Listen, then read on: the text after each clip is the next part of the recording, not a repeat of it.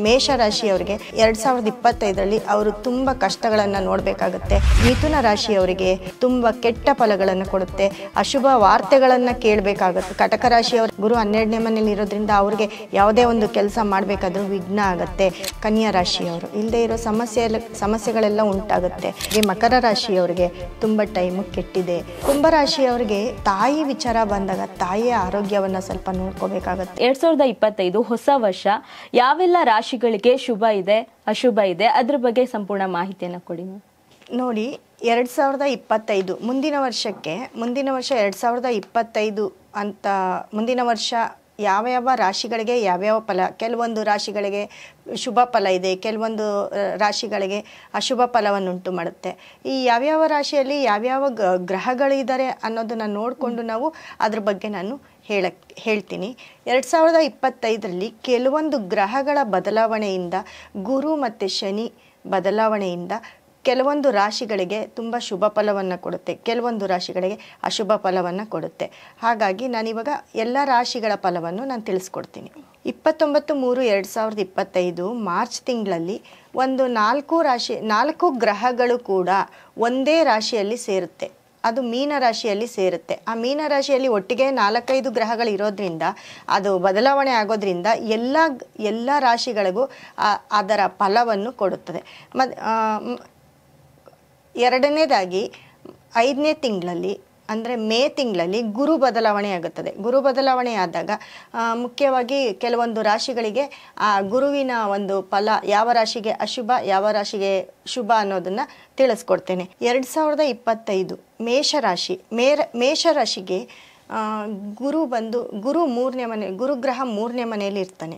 So ಗುರುಗ್ರಹ 3ನೇಲಿದ್ದು ಶನಿಗ್ರಹ 12ನೇ ಮನೆಯಲ್ಲಿ ಇರೋದ್ರಿಂದ ಮೇಷರಾಶಿಯವರಿಗೆ ತುಂಬ ಅಶುಭ ಫಲಗಳನ್ನು ನೀಡ್ತಾನೆ. ಅವರಿಗೆ ಇವಾಗ ಮೇ 5ನೇ ತಿಂಗಳವರೆಗೂ ಅವರಿಗೆ ಸ್ವಲ್ಪ ಶುಭ ಫಲಗಳನ್ನು ನೀಡ್ಬೋದು. ಅದೇ 5ನೇ ತಿಂಗಳಾದಮೇಲೆ ಅವರಿಗೆ ತುಂಬ ಅಶುಭ ಫಲ ಅಂದರೆ 5ನೇ ತಿಂಗಳಿಗೆ ಮುಂಚೆನೇ ಅವರಿಗೆ 3ನೇ ತಿಂಗಳಿಂದನೇ ಅಶುಭ ಫಲ ಸ್ಟಾರ್ಟ್ ಆಗುತ್ತೆ. ಮೇಷರಾಶಿಯವರು ಕೆಲವೊಂದು ಈ ಆಟೋ ಓಡಿಸೋರಿಗೆಲ್ಲ ತುಂಬ ಕಷ್ಟ, ತುಂಬ ಅಶುಭ ಫಲ ಆಗಿರುತ್ತೆ. ಅವರು ತುಂಬ ಕಷ್ಟಪಡಬೇಕಾಗತ್ತೆ. ಮತ್ತು ಮನೆ ಖರೀದಿ ಮಾಡೋರು ಇಷ್ಟು ದಿನ ಮೇಷರಾಶಿಯವ್ರಿಗೆ ತುಂಬ ಚೆನ್ನಾಗಿತ್ತು. ತದನಂತರ 2025ರಲ್ಲಿ ಅವರು ತುಂಬ ಕಷ್ಟಗಳನ್ನು ನೋಡಬೇಕಾಗತ್ತೆ. ತುಂಬ ಕೆಲವೊಂದು ಹಾಸ್ಪಿಟಲ್ಗೆ ಹೋಗಬೇಕಾಗತ್ತೆ. ಅವರು ಮನೆಯಲ್ಲಿ ಅವರು ಕುಟುಂಬಸ್ಥರಿಂದ ಸ್ವಲ್ಪ ಜಗಳ ಆಗ್ಬೋದು, ಅವ್ರ ಮನೆಯಲ್ಲಿ ಹುಷಾರು ತಪ್ಪೋದು, ಅವ್ರಿಗೆ ಹುಷಾರು ತಪ್ಪೋದು. ಇಂಥ ಫಲಗಳನ್ನೆಲ್ಲ ಮೇಷರಾಶಿಯವರಿಗೆ 2025ರಲ್ಲಿ ಇಂಥ ಫಲಗಳನ್ನೆಲ್ಲ ಅನುಭವಿಸ್ಬೇಕಾಗತ್ತೆ. ಗೌರ್ಮೆಂಟ್ ಕೆಲಸದವರು ಕೆಲಸ ಬದಲಾವಣೆ ಆಗುತ್ತೆ ಗೌರ್ಮೆಂಟ್ ಕೆಲಸದವ್ರಿಗೆ. ಮತ್ತು ವಿದೇಶದಲ್ಲಿರೋರು ಕೆಲಸನ ಕಳ್ಕೋಬೋದು. ವಿದೇಶದಲ್ಲಿ ಕೆಲಸ ಮಾಡೋರಿಗೆ ಕೆಲಸದ ನಷ್ಟ ಆಗುತ್ತೆ. ಅವ್ರ ಮನೆಗಳಲ್ಲಿ ಜಗಳ ಆಗ್ಬೋದು, ನಾನಾ ಕಲಹಗಳಾಗ್ಬೋದು, ಫ್ರೆಂಡ್ಸಿಂದ ಜಗಳ ಆಗ್ಬೋದು. ಈ ಥರ ಎಲ್ಲ ನಡೆದಾಗ ಮೇಷರಾಶಿಯವರಿಗೆ ಸ್ವಲ್ಪ ಅಶುಭ ಫಲವನ್ನೇ ಕೊಡುತ್ತೆ ಅಂತ ಹೇಳ್ತೀನಿ. ಅಶುಭ ಫಲವನ್ನು ಕೊಟ್ಟಾಗ ಅದಕ್ಕೆ ಅವರ ಜಾತಕವನ್ನು ಪರಾಮರ್ಶಿಸ್ಕೊಂಡು ಅವರು ಅದಕ್ಕೆ ಪರಿಹಾರವನ್ನು ಕಂಡುಕೊಳ್ಬೇಕಾಗತ್ತೆ. ಅದೇ ವೃಷಭ ರಾಶಿ ಅಂತ ತಗೊಂಡಾಗ ವೃಷಭ ರಾಶಿಯವರಿಗೆ 2025ನೇ ಇಸ್ವಿ ತುಂಬ ರಾಜಯೋಗದ ಒಂದು ವರ್ಷವಾಗಿದೆ. 2025 ಅನ್ನೋದು ತುಂಬ ರಾಜಯೋಗದ ವರ್ಷ ಆಗಿದೆ. ಮತ್ತು ಅವರು ಹೇಗೆ ಅಂದರೆ ಅವರೊಂಥರ ಜಾಕ್ಪಾಟ್ ಹೊಡೆದಿದ್ದಾರೆ ಅಂತ ಹೇಳ್ಬೋದು. ಮನೆ ಖರೀದಿ ಮಾಡೋರು ಮನೆ ಖರೀದಿ ಮಾಡ್ಬೋದು. ಶನಿ ಬಲ ಇರುತ್ತೆ ಮತ್ತು ಗುರುಬಲ ಇರುತ್ತೆ. ಗುರು ಧನಸ್ಥಾನದಲ್ಲಿ ಬರೋದ್ರಿಂದ ಅವರು ಏನೇನು ಅಂದ್ಕೊಂಡಿರ್ತಾರೋ ಎಲ್ಲ ಕಾರ್ಯನೂ ಸಿದ್ಧಿ ಆಗುತ್ತೆ. ಅವರು ಯಾವ್ಯಾವ ಕೆಲಸ ಅವ್ರಿಗೆ ಅಡೆತಡೆ ಆಗಿತ್ತು 2024ರಲ್ಲಿ, ಇಷ್ಟು ದಿನ ಅವ್ರು ಯಾವ್ಯಾವ ಕೆಲಸ ಮಾಡ್ದಿರ ಸುಮ್ಮನೆ ಇದ್ದರು, ಆ ಕೆಲಸಗಳೆಲ್ಲ ಅವ್ರಿಗೆ ಕಾರ್ಯರೂಪಕ್ಕೆ ತರ್ಬೋದು. ಮನೆ ಕಟ್ಟೋರು ಮನೆ ಕಟ್ಬೋದು. ಮತ್ತು ಕೆಲಸ ಕಳ್ಕೊಂಡಿರೋರಿಗೆ ಕೆಲಸ ಸಿಗುತ್ತೆ.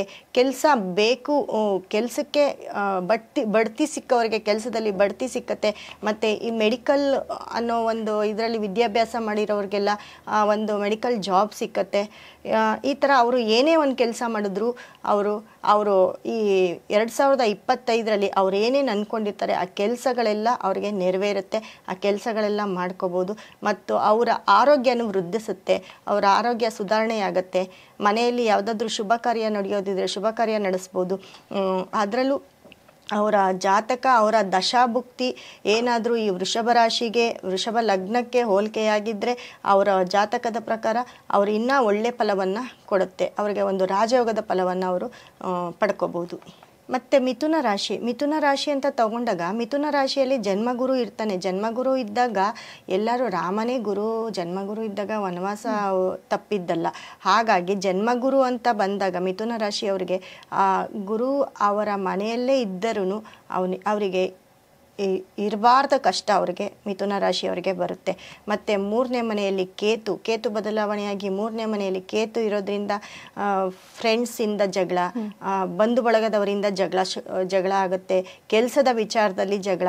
9ನೇ ಮನೆಯಲ್ಲಿ ರಾಹು ಬರ್ತಾರೆ. 9ನೇ ಮನೆಯಲ್ಲಿ ರಾಹು ಇದ್ದಾಗ ಮನೆಯಲ್ಲಿ ತಂದೆಯಿಂದ ನಿಷ್ಠೂರ, ಬಂಧು ಬಳಗದಿಂದ ನಿಷ್ಠೂರ, ಮತ್ತು ತಂದೆಗೆ ಅವ್ರಿಗೆ ಆ ರಾಶಿಯ ತಂದೆಯವರಿಗೆ ಹುಷಾರು ತಪ್ಪೋದು, ಈ ಥರ ಎಲ್ಲ ನಡೆಯುತ್ತೆ. ಕೆಲಸನ ಕಳ್ಕೊಬೇಕಾಗುತ್ತೆ. ನೆಮ್ಮದಿ ಇಲ್ಲ ಮನೆಯಲ್ಲಿ, ಅಶಾಂತಿ.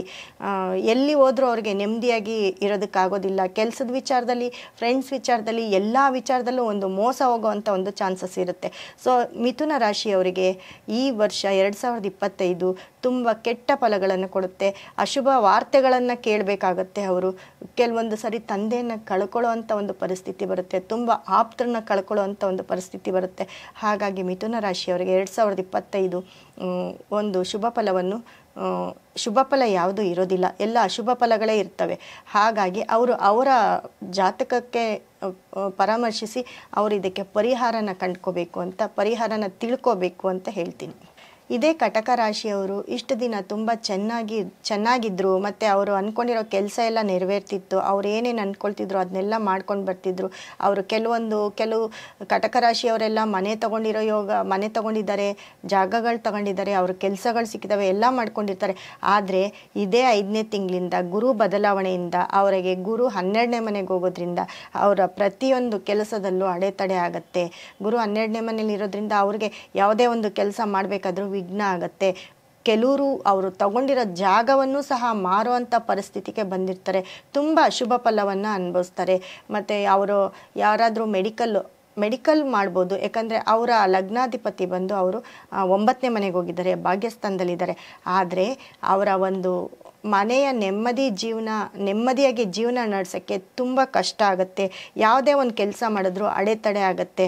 ಅವರ 2ನೇ ಮನೆಯಲ್ಲಿ ಕೇತು ಇರ್ತಾರೆ, 12ನೇ ಮನೆಯಲ್ಲಿ ಗುರು ಇರ್ತಾರೆ. ಈ ಗುರು ಅವರ ಒಂದು ಗುರುಬಲ ಇಲ್ಲದೆ ಇರೋದಕ್ಕೆ, 12ನೇ ಮನೆ ವ್ಯಯಸ್ಥಾನದಲ್ಲಿ ಗುರು ಬಂದಿರೋದಕ್ಕೆ ಅವರಿಗೆ ತುಂಬ ಕಷ್ಟವಾದ ಒಂದು ಪರಿಸ್ಥಿತಿ ಏರ್ಪಡುತ್ತೆ. ಮತ್ತು ಸಿಂಹರಾಶಿಯನ್ನು ತಗೊಂಡಾಗ ಗುರುವಿನ ಅನುಗ್ರಹ ಇದ್ದರೂ ಕೂಡ ಶನಿ ದೃಷ್ಟಿ ಬಿದ್ದಿರೋದ್ರಿಂದ ಅವ್ರಿಗೆ ಯಾವುದ್ರಲ್ಲಾದರೂ ಒಂದು ಸಮಸ್ಯೆ. ಈ ಕಳೆದ ವರ್ಷವೂ ಅವರ ಟೈಮು ಚೆನ್ನಾಗಿರಲಿಲ್ಲ. ಮತ್ತು ಅವರ ರಾಶಿಗೆ ರಾಹುಕೇತುಗಳ ಪ್ರಭಾವದಿಂದ ಅವರು ಯಾವುದೆಲ್ಲ ಒಂದು ಸಮಸ್ಯೆಯಿಂದ ಬಳಲ್ತಾನೆ ಇರ್ತಾರೆ. ಸಿಂಹರಾಶಿಯವರಿಗೆ ತುಂಬ ಟೈಮ್ ಕೆಟ್ಟಿದೆ. ಅವರ ಒಂದು ಏನೇ ಕೆಲಸ ಮಾಡೋಕ್ಕೋದ್ರೂ ಅವರಿಗೆ ಅರ್ಧಂಬರ್ಧ ಕೆಲಸದಲ್ಲೇ ನಿಂತು ಹೋಗುತ್ತೆ. ಗುರುದೃಷ್ಟಿ ಇದ್ರೂ ಕೂಡ ಅವರು ಸ್ವಲ್ಪ ಎಚ್ಚೆತ್ಕೊಳ್ಳೋದಕ್ಕೆ ಸ್ವಲ್ಪ ಕಾಲಾವಕಾಶವನ್ನು ತಗೊಳ್ಳುತ್ತೆ. ಆ ರಾಶಿಯವರು ಆದಷ್ಟು ಸ್ವಲ್ಪ ಅವರ ಜಾತಕವನ್ನು ವಿಮರ್ಶಿಸಿ, ಅವರಿಗೆ ತುಂಬ ಕೆಟ್ಟ ಫಲಗಳೇ ನಡೀತಾ ಇರೋದ್ರಿಂದ ಅವರ ಜಾತಕಕ್ಕೆ ಪರಿಹಾರವನ್ನು ಕಂಡುಕೊಳ್ಬೇಕಾಗಿ ಕೇಳ್ಕೊಳ್ತೀನಿ. ಕನ್ಯಾ ರಾಶಿಗೆ ಏನಾಗುತ್ತೆ ಅಂದರೆ, ಕನ್ಯಾ ರಾಶಿಗೆ 12ನೇ ಮನೆಯಲ್ಲಿ ಕೇತು ಬರ್ತಾರೆ. ಮತ್ತು ಅವರಿಗೆ ಅವರ ಒಂದು 7ನೇ ಮನೆಯಲ್ಲಿ ಅವರಿಗೆ ಶನಿ ಇರೋದ್ರಿಂದ, ಶನಿ, ಸೂರ್ಯ ಮತ್ತು ಶುಕ್ರ ಎಲ್ಲನೂ ಅವರ 7ನೇ ಮನೆ ದೃಷ್ಟಿ ಇರೋದ್ರಿಂದ ಅವರಿಗೆ ಅವರ ಒಂದು ಇದರಲ್ಲಿ ಜಗಳ ಆಡುವಂಥ ಒಂದು ಸಂಭವ ಬರುತ್ತೆ. ಎಲ್ಲೋದ್ರೂ ಅವ್ರಿಗೆ ಕಲಹವನ್ನು ಏರ್ಪಾಡಾಗುತ್ತೆ. ಗುರುದೃಷ್ಟಿ ಇದ್ದರೂ ಕೂಡ ಅವರಿಗೆ 6ನೇ ಅಧಿಪತಿ ಅವರ ಕೆಲಸವನ್ನು ಕಳ್ಕೊಳ್ತಾರೆ. ವಿದೇಶದಲ್ಲಿರೋರು ಕೆಲಸ ಕಳ್ಕೊಂಡು, ಇಲ್ಲಿಂದ ವಿದೇಶದಲ್ಲಿ ವಾಸವಾಗಿರೋರು ಕೆಲಸ ಇಲ್ದಿರೋ ಅವರು ಮತ್ತೆ ವಾಪಸ್ ಬರುವಂಥ ಚಾನ್ಸಸ್ ಆಗಿರುತ್ತೆ. ಅವರ ಕೆಲಸಕ್ಕೆ ಧಕ್ಕೆ ಬರುತ್ತೆ. ಮತ್ತು ಅವರ ಮನೆಯಲ್ಲಿ ಅವರ ಮನೆಯ ಸಂಬಂಧಿಕರಲ್ಲಿ ಅವರಿಗೆ ಬಿರುಕನ್ನು ಉಂಟು ಮಾಡುತ್ತೆ. ಅವರ ಯಾವುದೇ ಆಸ್ತಿ ವಿಚಾರ ಆಗಿರ್ಬೋದು, ಅವರ ಕೆಲಸದ ವಿಚಾರವಾಗಿರ್ಬೋದು, ಅದನ್ನು ಪರಿಹರಿಸ್ಕೊಳ್ಳೋಕ್ಕೆ ಅವರಿಗೆ ತುಂಬ ಕಷ್ಟಪಡಬೇಕಾಗತ್ತೆ. ಇಲ್ಲದೇ ಇರೋ ಸಮಸ್ಯೆನ ಅವರು ತಂದುಕೊಳ್ತಾರೆ. ಕನ್ಯಾ ರಾಶಿಯವರು. ಇಲ್ಲದೇ ಇರೋ ಸಮಸ್ಯೆಗಳೆಲ್ಲ ಉಂಟಾಗುತ್ತೆ. ಅವರು ಅದಕ್ಕೆ ಪರಿಹಾರ ಮಾಡ್ಕೋಬೇಕು. ಅವರು ಪರಿಹಾರ ಮಾಡ್ಕೊಂಡಿಲ್ಲ ಅಂದರೆ ತುಂಬ ತೊಂದರೆಗೀಡಾಗ್ತಾರೆ. ತುಲಾರಾಶಿಯವರಿಗೆ ತುಂಬ ಚೆನ್ನಾಗಿದೆ ಅಂತಂದರೆ ಈ ವರ್ಷ ಅವರಿಗೆ ರಾಜಯೋಗದ ವರ್ಷ ಅಂತಲೇ ಹೇಳ್ಬೋದು. ಅವರು ಮಾರ್ಚ್ನಿಂದ ಶನಿ ಬಲ ಬರುತ್ತೆ ಮತ್ತು ಗುರುವಿನ ದೃಷ್ಟಿ ನೇರ ಅವರ ರಾಶಿಗೆ ಬೀಳೋದ್ರಿಂದ ಅವರ ಯಾವುದೇ ಒಂದು ಕೆಲಸವನ್ನು ಮಾಡಿದ್ರೆ ಅದರಲ್ಲಿ ಶುಭ ಫಲವನ್ನು ಕಾಣ್ಬೋದು. ಮತ್ತು ಗುರು ಮತ್ತು ಶುಕ್ರ ಮತ್ತು ಬುಧ ಗುರು ಎಲ್ಲ ಒಟ್ಟೊಟ್ಟಿಗೆ ಸೇರೋದ್ರಿಂದ ಅವರಿಗೆ ಯಾವುದೇ ಒಂದು ಕೆಲಸದಲ್ಲಿ ಅಡೆತಡೆ ಇರುವುದಿಲ್ಲ. ಅವರು ಮಾಡಿದ್ದೆಲ್ಲ ಜಯವಾಗುತ್ತೆ. ಅವರು ಯಾವುದೇ ರೀತಿ ಕೆಲಸ ಮಾಡಿದ್ರು, ಅವರು ಒಂದು ಕೆಲಸದ ವಿಚಾರದಲ್ಲಿ ಅಂತ ತಗೊಂಡೋಗ ಅವರು ವಿದೇಶ ಪ್ರಯಾಣವನ್ನು ಮಾಡ್ಬೋದು, ವಿದೇಶಕ್ಕೆ ಹೋಗ್ಬೋದು. ಮತ್ತು ಏನೂ ಇಲ್ದಿದ್ರು ಅವರು ಕೆಲಸದ ವಿಚಾರದಲ್ಲಿ ಇಲ್ದಿದ್ರು ಒಂದು ಪ್ರವಾಸದ ಮೂಲಕ ವಿದೇಶವನ್ನು ಸುತ್ತಿ ಬರುವಂಥ ಒಂದು ಅವಕಾಶವನ್ನು 2025ರಲ್ಲಿ ಅವರು ಕಂಡುಕೊಳ್ಬೋದು. ತುಂಬ ಚೆನ್ನಾಗಿರೋದ್ರಿಂದ ಅವರು ಎಂಥ ಕೆಲಸ ಬೇಕಾದರೂ ಮಾಡಿದ್ರೆ ಆ ಕೆಲಸ ಕಾರ್ಯಗಳಲ್ಲಿ ಅವರು ಜಯಿಸ್ಕೊಳ್ತಾರೆ. ಮತ್ತು ಅವರು ಯಾರಾದರೂ ಅಸ್ವಸ್ಥರಾಗಿದ್ದರೆ ಅವರೆಲ್ಲ ಸ್ವಲ್ಪ ಅವರಿಗೆ ಒಂದು ಕಾಯಿಲೆ ಗುಣಮುಖ ಆಗತ್ತೆ ಅಂತ ಒಂದು ಒಳ್ಳೊಳ್ಳೆ ಕಾರ್ಯ ಒಳ್ಳೊಳ್ಳೆ ಕೆಲಸವನ್ನು ಮಾಡ್ಬೋದು. ಅವ್ರಿಗೆ ಈ 2025ರಲ್ಲಿ ಎಲ್ಲದರಲ್ಲೂ ಅವರು ಜಯವನ್ನು ಕಾಣ್ಬೋದು. ವೃಶ್ಚಿಕ ರಾಶಿಯವರಿಗೆ ಗುರು ಅಷ್ಟಮದಲ್ಲಿರೋದ್ರಿಂದ ಕುಟುಂಬದಲ್ಲಿ ಕಲಹ.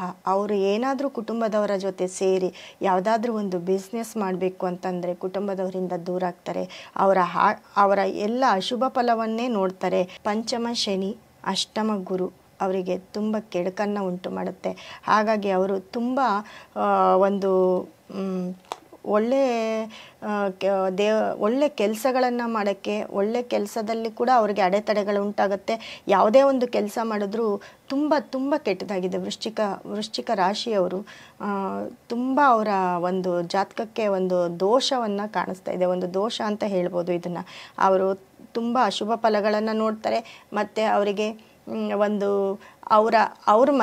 ಅವರ ಮನೆಯಲ್ಲೇ ಆಗಿರ್ಬೋದು, ಜಾತಕದವರಿಗೆ ಆಗಿರ್ಬೋದು, ಅವರ ದಶಾಭುಕ್ತಿ ಏನಾದರೂ ಈ ಟೈಮಿಗೆ ಅವರಿಗೆ ಇದು ನಡೀತಾ ಇದ್ದರೆ, ಇದೇ ದಶಾಭುಕ್ತಿ ಅವರ ಜಾತಕದಲ್ಲಿ ಇದರಲ್ಲಿ ಸಪೋರ್ಟ್ ಆಗಿಲ್ಲ ಅಂತಂದರೆ ಅವ್ರಿಗೆ ತುಂಬ ಅಶುಭ ಫಲಗಳನ್ನ ನೋಡ್ತಾರೆ.